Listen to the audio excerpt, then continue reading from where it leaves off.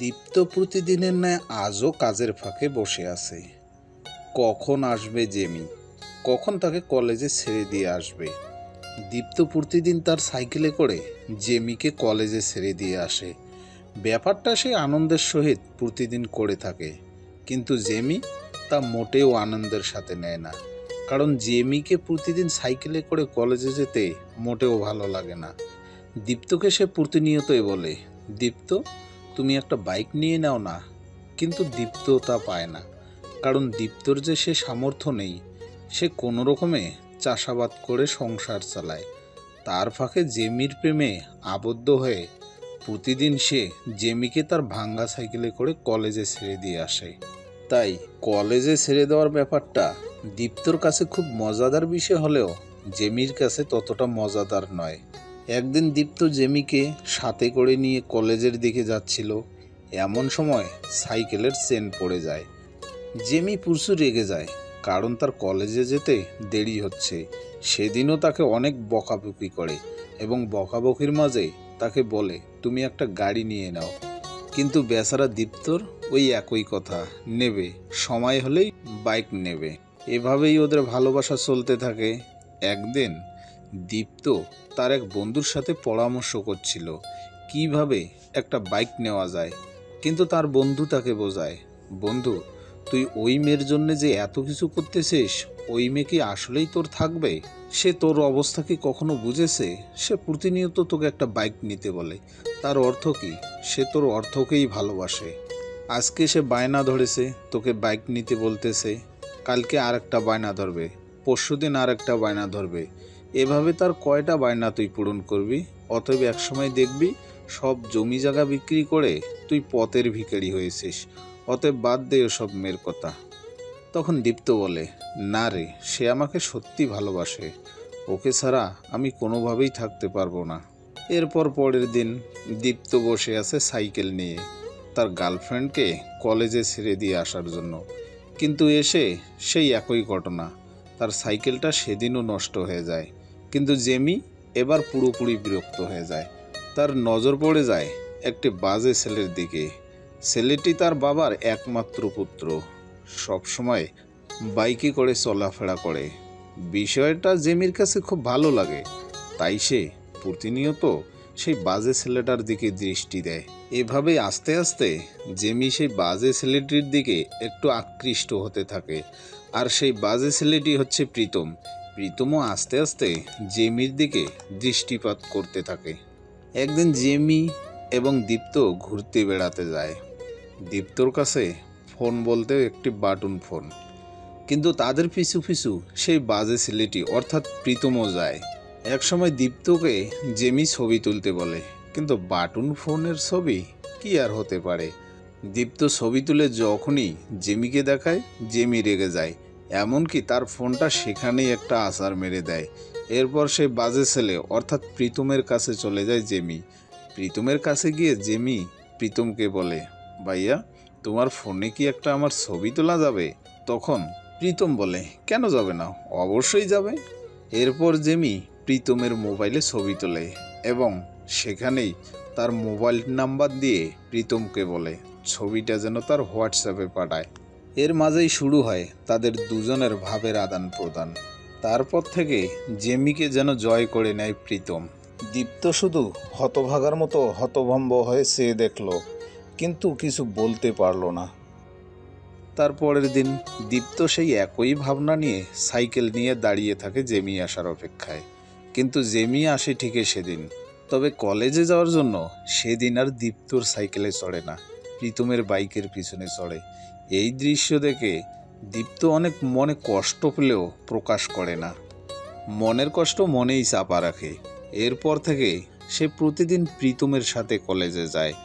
এমন অবস্থা দেখে দীপ্তর বন্ধু দীপ্তকে জিজ্ঞেস করে, কিরে আজকাল দেখি তুই জেমিকে কলেজে ছেড়ে দিয়ে আসিস না, ব্যাপার কি? কিন্তু দীপ্ত নানান বাহানা দেখে কাটিয়ে দেয়।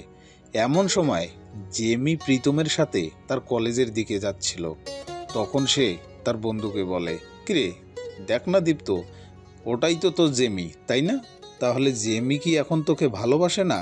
সে কি অন্য ছেলের প্রেমে পড়েছে? তার বন্ধুর মুখে এমন কথা শুনে দীপ্ত রেগে যায়। রেগে গিয়ে জেমির সামনে দাঁড়ায় এবং জেমিকে বলে, জেমি, এসব কি হচ্ছে?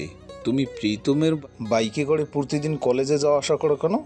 আর তোমাকে বলছি প্রীতম, ও তোমার সাথে একদিন কথা বলেছে, হেল্প চেয়েছে, তাই বলে কি তুমি ওর বয়ফ্রেন্ড হয়ে গেছো? ও কি তোমাকে এখন ভালোবাসে? তুমি এই ভেবে নিয়েছো? তখন প্রীতম বলে, আরে বোকা, তুমি যে সব কথা বলছো, জেমি আর এর উত্তর কি দেবে? তুই আমার কাছে সব উত্তর নে। এখন থেকে জেমি এবং আমরা দুজনে গার্লফ্রেন্ড বয়ফ্রেন্ড। আমাদের মাঝে আর কখনো নাক গলাতে আসবি না। তখন দীপ্ত বলে, কি? আমি তোর মাঝে ডিস্টার্ব করতে আসছি? এই জেমি, তুমি বলে দাও তো, প্রীতম যেন আমাদের ভালোবাসার মাঝে কখনো নাক না গলায়। তখন জেমি বলতে থাকে, আরে গরিব ফকিন্নি, তোকে আমি ভালোবাসতে যাব কোন দুঃখে? দেখ, প্রীতমের আজকে বাইক আছে, পকেট ভর্তি টাকা আছে, আমাকে যখন তখন যেখানে সেখানে ঘোরাতে নিয়ে যায় বাইকে করে। আর তোকে আমি কতদিন থেকে বলি একটা বাইক নে, কখনো কি তুই আমার কথা শুনেছিস? তাহলে আমি তোকে ভালোবাসতে যাব কেন? আর তুই বাইকই বা কিনবি কিভাবে? তোর তো অতগুলো টাকা নেই, তাহলে আমি তোকে ভালোবাসবো কেন? এখন থেকে তুই আমাদের মাঝে কখনো নাক গলাতে আসবি না। তখন দীপ্ত বলে, তাহলে তুমি যে এতদিন আমার সাথে প্রেম করলে, সেটা কি তাহলে অভিনয় ছিল? তখন জেমি বলে, হ্যাঁ, সেটা অভিনয় ছিল। সেটাকে আবেগ বলে, সেটাকে ভালোবাসা বলে না। আমি তোমাকে আর কখনোই ভালোবাসতে পারবো না। তুই আমার চোখের সামনে থেকে দূরে চলে যা। এবার আর দীপ্ত কিছু বলতে পারলো না। তার মাথায় যেন পুরো পৃথিবী ভেঙে পড়ল। বুক ভরা কষ্ট নিয়ে সে ওখান থেকে চলে যেতে চাইলে প্রীতম তাকে ধাক্কা মেরে সেখান থেকে ফেলে দিয়ে তারা দুজনেই চলে যায়। এরপর একদিন প্রীতমের বাবা প্রীতমকে দেখতে পায়। সে একটি মেয়েকে নিয়ে বাইকে করে ঘুরে বেড়ায়। তখন তার বাবা তাকে বাড়ি থেকে বের করে দেয়। কখনোই সে যেন এই বাড়িতে না ঢোকে এই বলে তাকে বাড়ি থেকে বের করে দেয়। এমনকি সে যদি এই বাড়িতে ফেরে, তার সকল সম্পত্তি তিনি অনাথ আশ্রমে দেবেন বলে প্রীতমকে বলে দেয়। আর সাথে এটাও বলে দেয়, যদি কোনো দিন সে চাকরি করে অর্থ উপার্জন করতে পারে, সেদিন যেন এই বাড়িতে ফেরে, তার আগে নয়। বাবার এমন বকানি শুনে সে বাড়ি থেকে বের হয়ে আসে। বের হয়ে এসে পথে দীপ্তর সাথে দেখা হয়। কিন্তু দীপ্ত আজ সেই গরিব না, আজ সে অনেক বড়লোক হয়েছে। দীপ্ত যখন দেখতে পায় প্রীতম রাস্তায় হেঁটে যাচ্ছে, তখন দীপ্ত সেখানে দাঁড় হয়ে প্রীতমকে বলতে থাকে, এই প্রীতম, কি খবর? কি হয়েছে তোমার? আর তুমি এভাবে রাস্তায় বেরাচ্ছ কেন?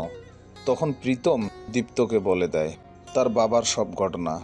এসব কথা শুনে দীপ্ত বলতে থাকে, আচ্ছা, সমস্যা যেহেতু হয়েছে সেহেতু সমাধানও হবে, ওটা নিয়ে টেনশন করার দরকার নেই। তখন প্রীতম বলে, দীপ্ত ভাইয়া, আমি তোমার এত ক্ষতি করলাম, কিন্তু তুমি আজ আমার উপকার করছো। আসলে তোমার মতো ভালো মানুষ এই পৃথিবীতে হয় না। এরপর দীপ্ত প্রীতমকে সেখান থেকে নিয়ে আসে। আর এদিকে জেমি একদিন সে বের হয় তার বার্থডে পার্টির জন্য একটা রিসোর্ট ভাড়া করার জন্য। সে পথিমধ্যে একটা ভালো রিসোর্ট দেখতে পায় এবং সেখানে তার এক বন্ধুকে নিয়ে ঢোকে। সেখানকার ওয়েটারকে ডাক দেয়। ওয়েটারকে ডাক দিয়ে বলে, এই রিসোর্টটা আমি একদিনের জন্য ভাড়া নেব আমার বার্থডে পার্টির জন্য।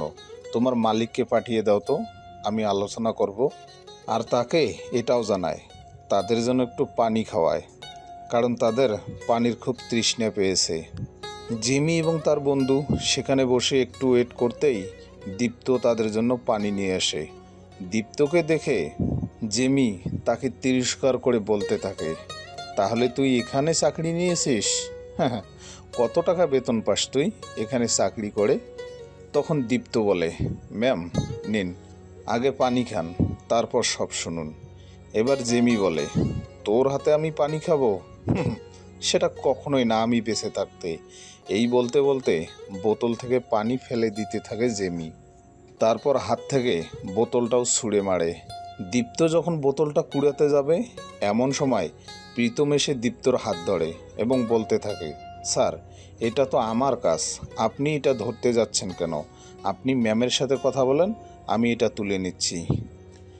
এমন দৃশ্য দেখে জেমির চোখ যেন কপালে উঠে যায়। জেমি ভাবতেই পারছে না সেখানে কি হচ্ছে।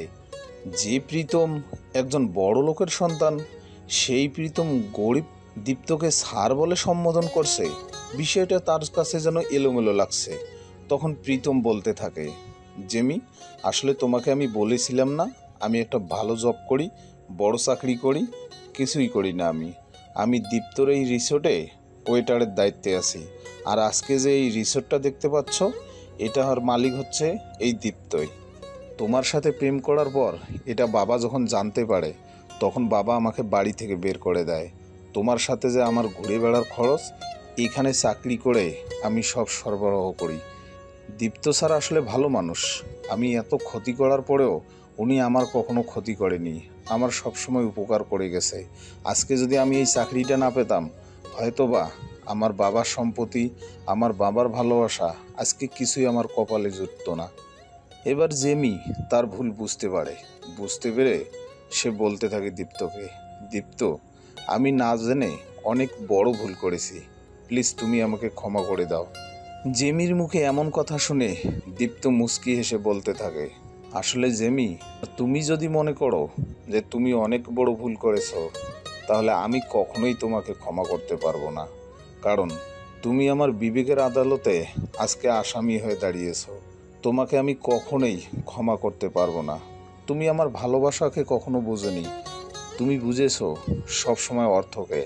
আজকে হয়তো আমার অর্থ আছে, তোমার সব চাহিদা পূরণ করতে পারবো, কালকে আমার অর্থ থাকবে না। তুমি আমাকে ছুঁড়ে মারতে এতটুকুও দ্বিধাবোধ করবে না। অতএব তুমি আমার যোগ্য নাও, আর তোমাকে আমি কখনোই ভালোবাসতে পারবো না। এরই মধ্য দিয়ে শেষ হয়ে যায় এই গল্পের। হ্যালো বন্ধুরা, আশা করি তোমরা সবাই ভালো আছো। হ্যাঁ, দীপ্তর গল্পগুলো আমাকেও খুব ভালো লাগে। আর আপনাদের যাদের ভালো লাগে, অবশ্যই তারা আমাকে কমেন্ট বক্সে জানাবেন। হয়তোবা এই গল্পের মধ্যে দীপ্তর কিছু ব্যর্থতা আমি কম তুলে ধরি। এর কারণ হচ্ছে দীপ্তর ব্যর্থতা আমার মনেও অনেক দোলা দেয়। তাই ওনার বেশি দুর্বলতা দেখাতে গেলে আমিও অনেক নার্ভাস হয়ে পড়ি। তাই ওনার বেশি দুর্বলতা দেখাই না। তবে হ্যাঁ, ওনার যে সবসময় সফলতাটা, এটা সবসময় আমি বেশি করে দেখাতে চেষ্টা করি। জানি না কতটা ফুটে ওঠাতে পারি। তবে তোমাদের মনে কোনো ইচ্ছা আকাঙ্ক্ষা থাকে, তাহলে অবশ্যই আমাকে কমেন্ট করে জানাবে। ধন্যবাদ। আর হ্যাঁ, চ্যানেলটিতে অবশ্যই লাইক, কমেন্ট, শেয়ার এবং সাবস্ক্রাইব করে পাশে থাকবে।